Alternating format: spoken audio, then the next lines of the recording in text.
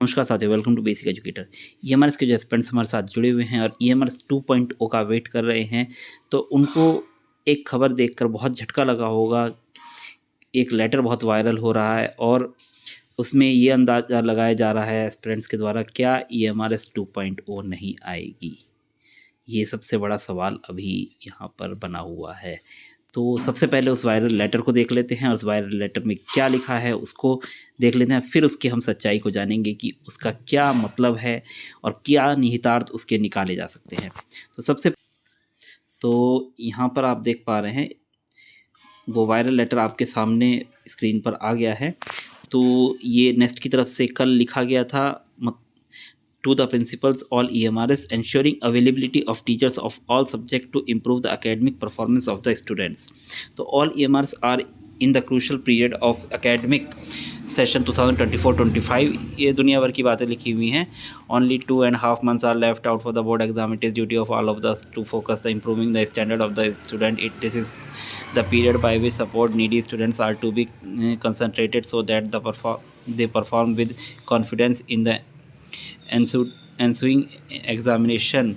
Being residential students may seek the support of teachers 24/7 to clear the doubts. You are requested to take a leadership role to overcome the issue being faced by the students. Proper counseling of the students at this moment is very essential. This may be achieved by all the practicing teachers who may focus during classroom interaction as well as outside the classroom also. It is reported that the office by the various stakeholders in few EMRS। यहाँ पे एक चीज़, ये जो clause है ये सबसे important है। few EMRS post of subject teachers are still vacant and teachers are not available to complete the syllabus. Nest had already permitted to engage guest teacher against the vacancies so that the academic activities are not affected. If subject teachers are not available, you are permitted to engage guest teachers at your level to ensure that the syllabus is completed, assessment is made and proper guidance is given to the students towards the academic achievement। फिर उसके बाद आगे की बातें हैं, तो ये सब फालतू की बातें हैं, इनका कोई मतलब नहीं है।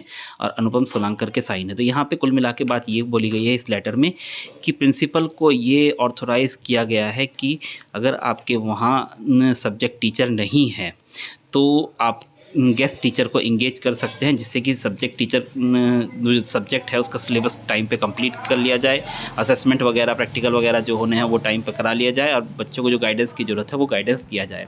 तो एक बात बताइए साथियों कि अगर आपके स्कूल बने हुए हैं, वहाँ पे टीचर की कमी है और बच्चे पढ़ रहे हैं, तो उस टीचर की कमी को पूरा करने के लिए कोई ना कोई तो वहाँ पर होना चाहिए ना।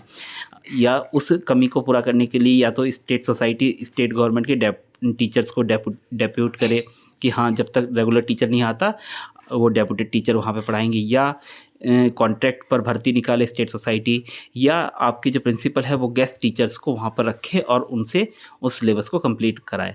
बट ये जो सभी अरेंजमेंट होते हैं ये टेम्परेरी अरेंजमेंट होते हैं, चाहे टीचर डेप्यूट किया जाए, चाहे कॉन्ट्रैक्ट पे रखे जाए, चाहे गेस्ट टीचर रखे जाए, ये सभी टेम्परेरी अरेंजमेंट होते हैं।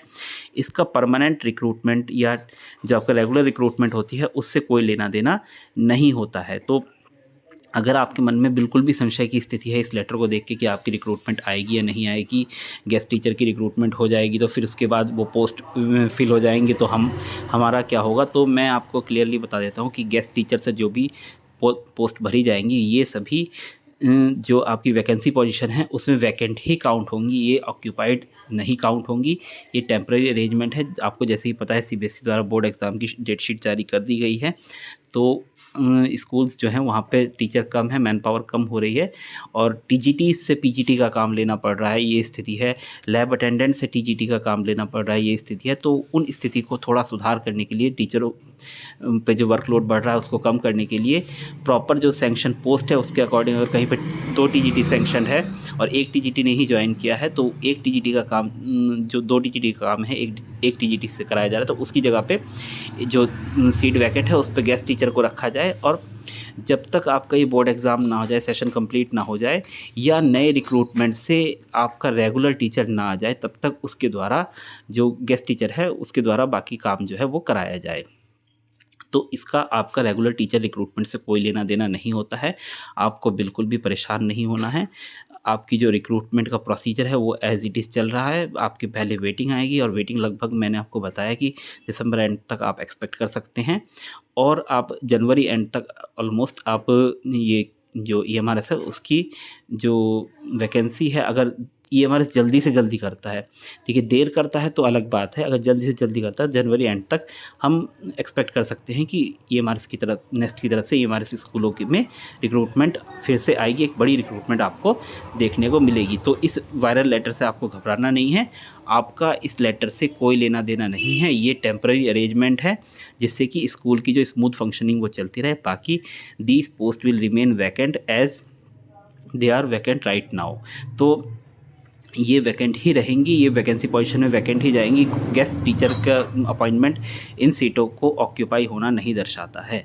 तो आपको परेशान नहीं होना है, अपना जो भी रिक्रूटमेंट है उसके लिए तैयार होते रहना है, अपनी पढ़ाई करते रहना है और जब भी एग्ज़ाम आए उसमें बढ़िया से एग्ज़ाम देना है। बाकी इस गेस्ट टीचर के रिक्रूटमेंट से आपके मतलब अपॉइंटमेंट से आपके गेस्ट आपकी जो परमानेंट रिक्रूटमेंट है उससे कोई लेना देना नहीं है, वो आपकी आएगी।